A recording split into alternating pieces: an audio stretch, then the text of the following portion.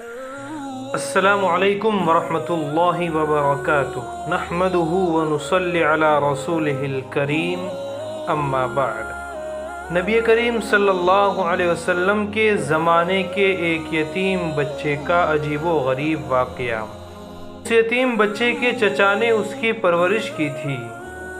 جب وہ بچہ جوان ہوا تو چچا نے اونٹ، بکریاں، غلام دے کر اس کی حیثیت مستحکم کر دی۔ اس نے اسلام کے متعلق کچھ سنا اور دل میں توحید کا شوق پیدا ہوا، لیکن چچا سے اس قدر ڈرتا تھا کہ اظہار اسلام نہ کر سکا۔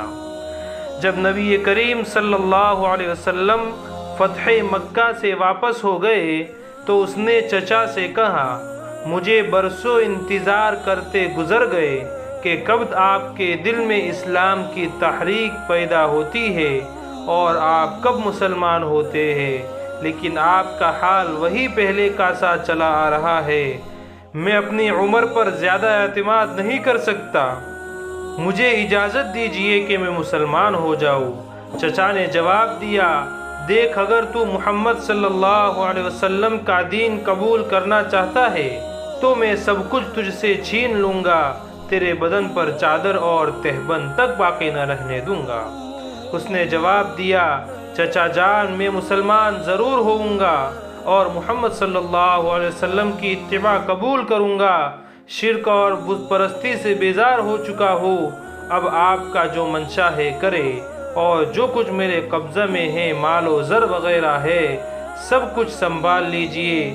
میں جانتا ہوں کہ ان چیزوں کو آخر ایک روز یہی دنیا میں چھوڑ جانا ہے، اس لیے میں ان کے لیے سچے دین کو ترک نہیں کر سکتا۔ اس نے یہ کہہ کر ان کے دیے ہوئے کپڑے بھی لوٹا دیے اور ایک پھٹی پرانی چادر اوڑھ لی، پھر اپنی ماں کی خدمت میں حاضر ہوا اور کہا، میں مومن اور موحد ہو گیا ہوں، نبی کریم صلی اللہ علیہ وسلم کی خدمت میں جانا چاہتا ہوں، ستر پوشی کے لیے کپڑے کی ضرورت ہے، مہربانی کر کے کچھ دے دیجئے۔ ماں نے ایک کمبل دے دیا، اس نے کمبل پھاڑا، آدھے کا تہبند بنایا، آدھا اوپر اوڑھ لیا اور مدینہ کو روانہ ہو گیا۔ علی الصباح مسجد نبوی میں پہنچ گیا اور مسجد سے ٹیک لگا کر نبی اکرم صلی اللہ علیہ وسلم کے انتظار میں بیٹھ گیا۔ نبی اکرم صلی اللہ علیہ وسلم جب مسجد میں آئے، اسے دیکھ کر پوچھا، کون ہو؟ کہا، میرا نام عبد العزیٰ ہے، فقیر و مسافر ہوں، طالب ہدایت ہو کر آپ کے در پر آ پہنچا ہوں۔ نبی اکرم صلی اللہ علیہ وسلم نے فرمایا، آج سے تمہارا نام عبداللہ ہے، تم ہمارے قریب ہی ٹھہرو اور مسجد میں ہی رہا کرو۔ یوں عبداللہ اصحاب صفہ میں شامل ہو گئے۔ نبی اکرم صلی اللہ علیہ وسلم سے قرآن پاک سیکھتے اور دن پر عجب ذوق و شوق اور خوش و نشاط کے ساتھ پڑھا کرتے۔ ایک دفعہ حضرت عمر رضی اللہ تعالیٰ عنہ نے کہا کہ لوگ تو نفل نماز پڑھ رہے ہیں اور یہ اعرابی اس قدر بلند آواز سے ذکر کر رہا ہے کہ دوسروں کی قرات میں مزاحمت ہوتی ہے۔ نبی اکرم صلی اللہ علیہ وسلم نے فرمایا، عمر، اسے کچھ نہ کہو، یہ تو اللہ اور اس کے رسول کے لیے سب کچھ چھوڑ چھاڑ کر آیا ہے۔ عبداللہ کے سامنے غزوہ تبوک کی تیاری ہونے لگی تو نبی اکرم صلی اللہ علیہ وسلم نے انہیں دعا دیتے ہوئے فرمایا، الہی میں کفار پر اس کا خون حرام کرتا ہوں۔ عبداللہ نے کہا، یا رسول اللہ، میں تو شہادت کا طالب ہوں۔ نبی اکرم صلی اللہ علیہ وسلم نے فرمایا، جب اللہ کے راستے میں نکلو اور پھر بخار آئے اور مر جاؤ تو بھی تم شہید ہو گئے۔ تبوک پہنچ کر یہی ہوا کہ بخار چڑھا اور انتقال کر گئے۔ بلال بن حارث مزنی رضی اللہ تعالیٰ عنہ کا بیان ہے کہ میں نے عبداللہ کے دفن کی کیفیت دیکھی ہے۔